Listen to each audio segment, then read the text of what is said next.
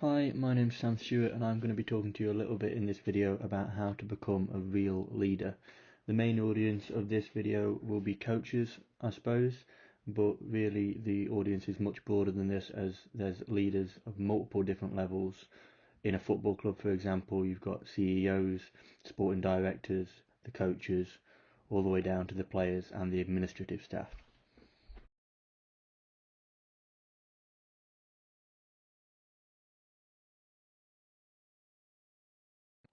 Hi, my name's Sam Stewart and I'm going to be talking to you a little bit in this video about how to become a real leader.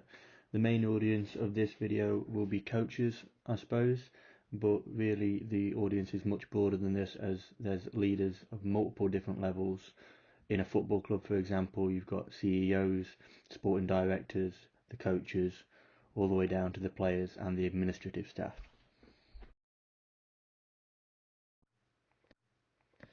As we can see here, leadership is a really complex phenomenon, and in reality this branches out much further than this.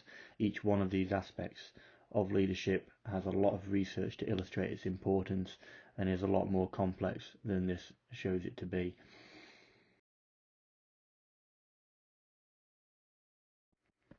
So if we look at the characteristics of a real leader, here we've got questions of how we can develop the characteristics of yourself, regardless of the environment, to improve your leadership qualities. And these aspects are personality, personal health, personal skills, and prior experience. And we'll look at these in a little bit more detail in the coming slides. So if we look at personality first, firstly, we've got the discipline within your role. This is knowing your role, doing your role effectively, creating the right types of relationships between your followers and your colleagues, and knowing the boundaries of those relationships. There's also an innate desire for success, so there's parallels here with some of the dark characteristics of success-obsessed leaders, which we'll look at a little bit later within this video. And this desire for success gives a clear vision and determination for the cause and for the reason why you are doing what you're doing, which is linked to Simon Sinek's book, Start With Why. Then we've got a willingness to support others. The balance between challenge and support is vital within leadership, and this can also improve resilience within the individual and the team, as we'll talk about later. And then we've got positivity. Optimism and positivity is infectious, so this is not allowing setbacks to be seen as more than they are, and that's really helpful to keep up with the work that's necessary for your role. And then finally we've got resilience, as we said before. This is the ability to adapt to and withstand any possible negative impacts of change, and we'll look at this in a little bit more detail towards the end of the video.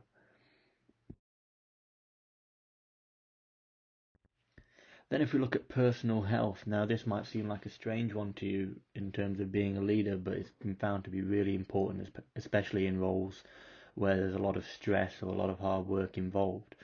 So if we look at engaging in regular exercise, this can be having designated times of the day where work isn't an option and this is just for physical activity. And if you've got the resources, you could have the equipment at home or stay at places where the equipment is there when you travel, so that travel time to be able to do the activity is no longer a barrier. If you're working somewhere, are there facilities nearby?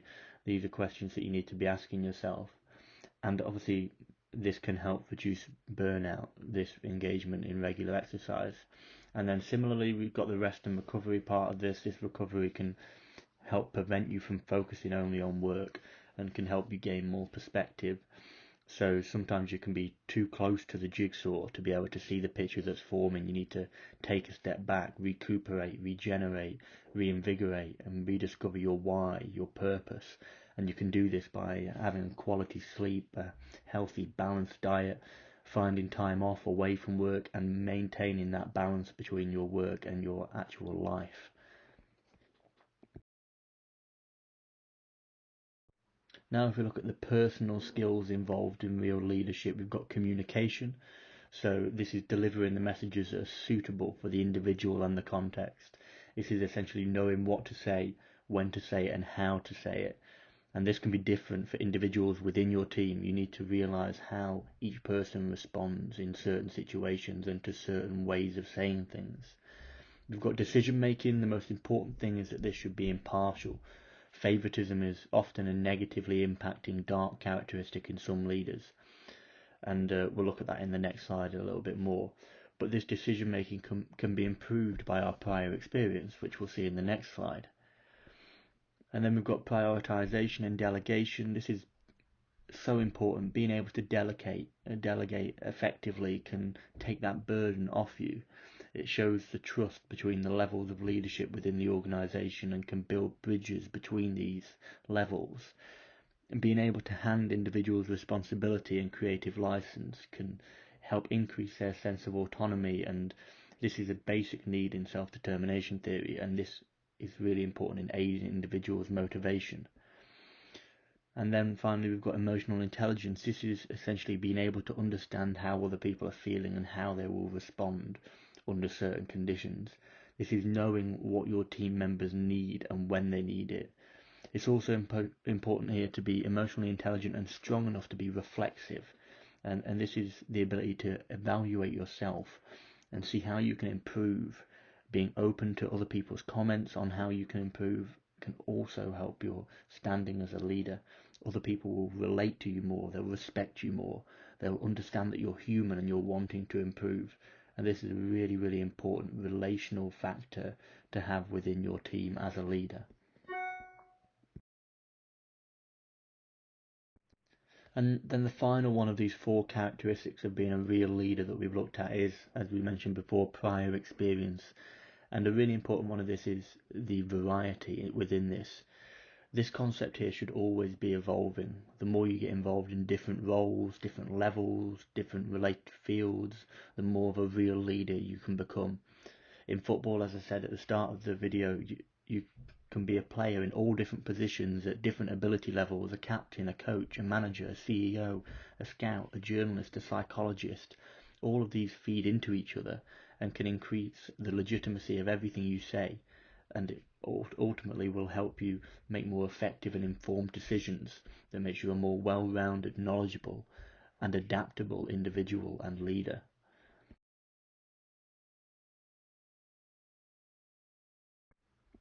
So there's a growing body of research at the moment regarding the dark characteristics of leaders as well. So these traits include self-focus, haughty, arrogant self-belief, a lack of authenticity, manipulative and success-obsessed. So there's a growing body of research at the moment regarding the dark characteristics of leaders as well. So these traits include self-focus, haughty, arrogant self-belief, a lack of authenticity, manipulative and success-obsessed.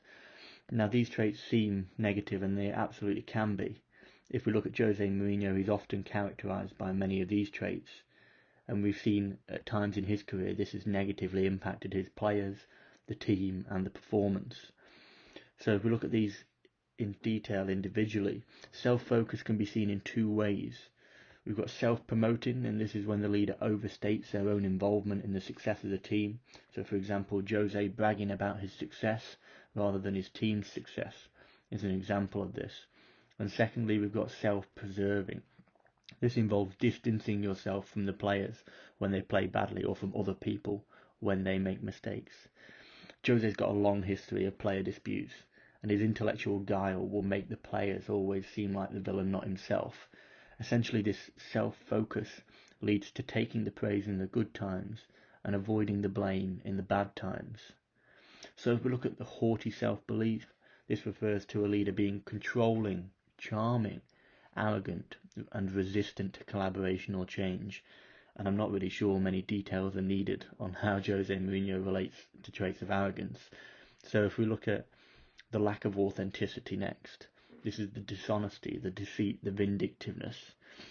Jose Mourinho practically rewrote the rulebook, or at least bent it beyond all recognition, when turning up in the Premier League for the first time. The fresh-faced, arrogant special one lied to the media, deceived opposition and did whatever it took to gain an advantage. If we look at manipulative characteristics, These can involve controlling the environment and convincing other people to like and mirror you through your infectious personality.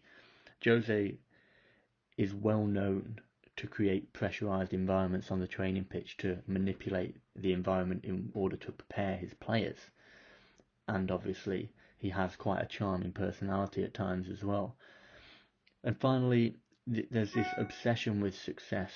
This is a focus on outcomes with a resolute and unwavering determination. It can lead to favoritism within the team and risk-taking behaviours. So if we look at Jose, he's always portrayed himself as success and win obsessed. He often recounts his trophies and he's known to be dogmatic in his desire for titles.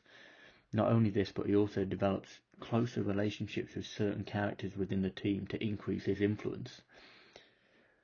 So these tend to seem like things we want to avoid in leadership, right?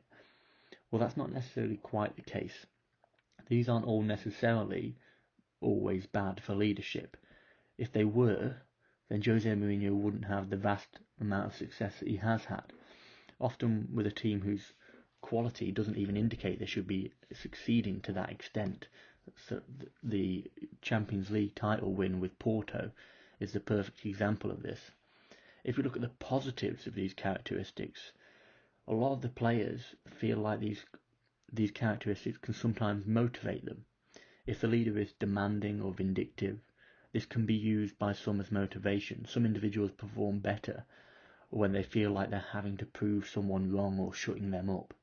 Some athletes can develop resilience and grow as performers due to the success and self-obsessed nature of their leader.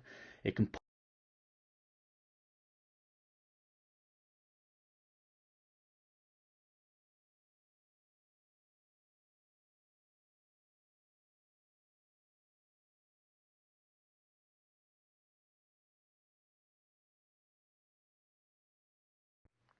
So one of the most important areas of being a leader is fostering some sort of resilience within individuals and within the collective themselves.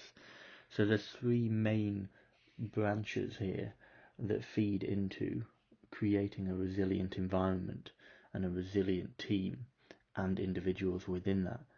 So if we look at qualities as the first one, obviously we've got individual for individual resilience and collective for team resilience. Collectively, this is about defining the roles and responsibilities and aligning them with a shared vision.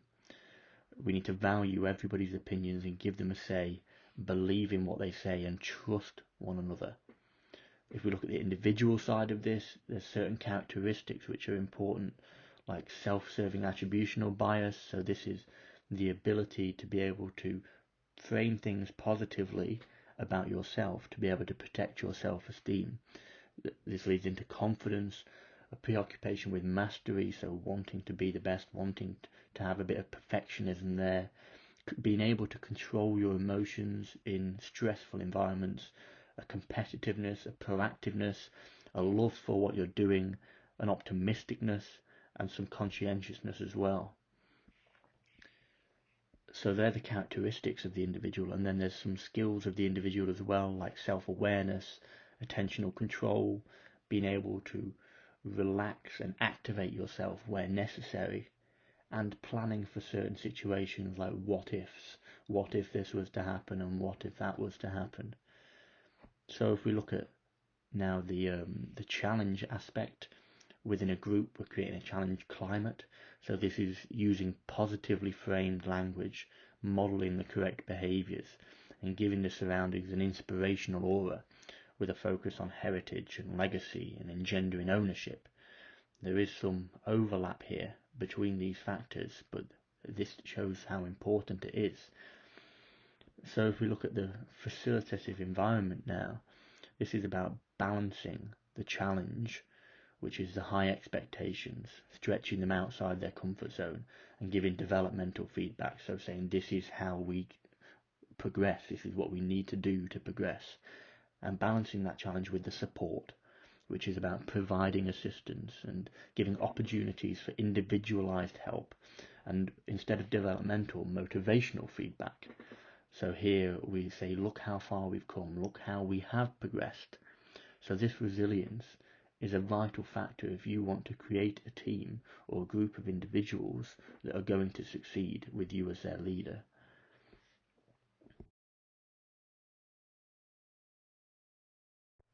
So here's a visualization of what we've just talked about with the importance of facilitating resilience.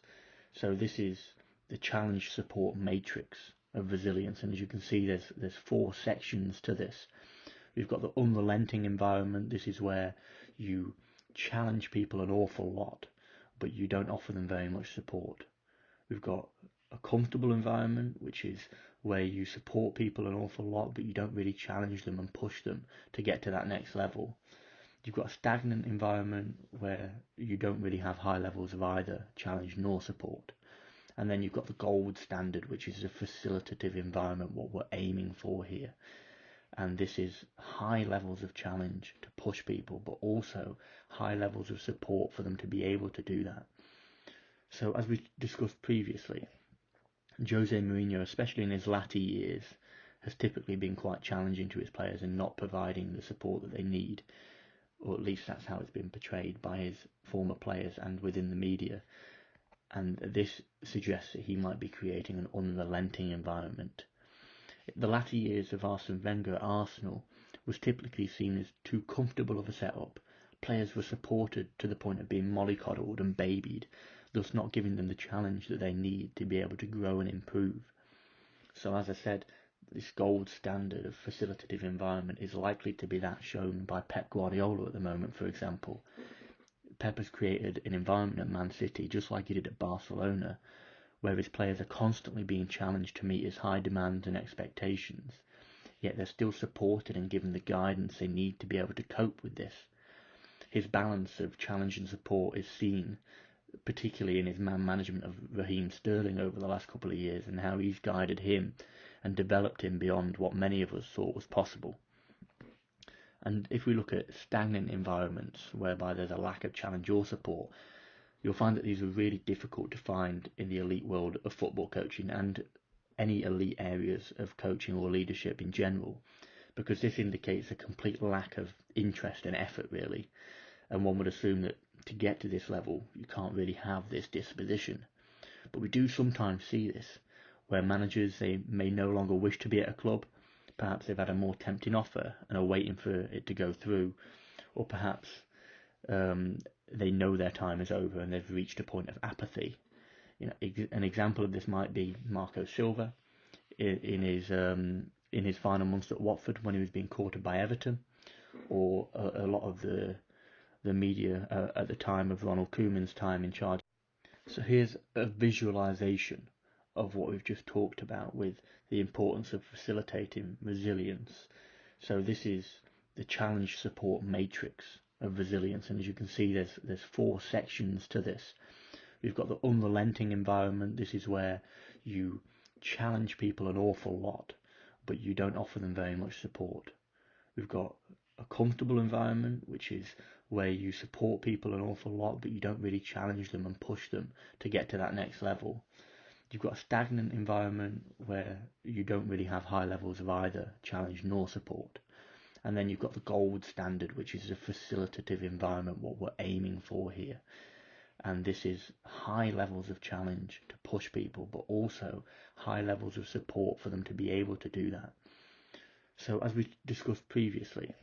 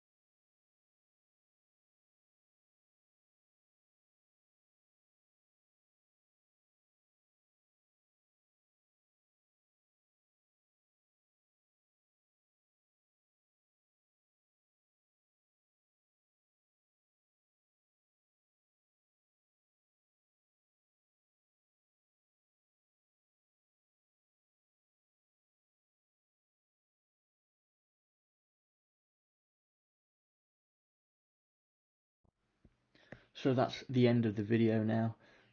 As you can see, you've got a couple of things signposting here. If you want more information on how to become a real leader, there is a blog post on the ball Sam Stew.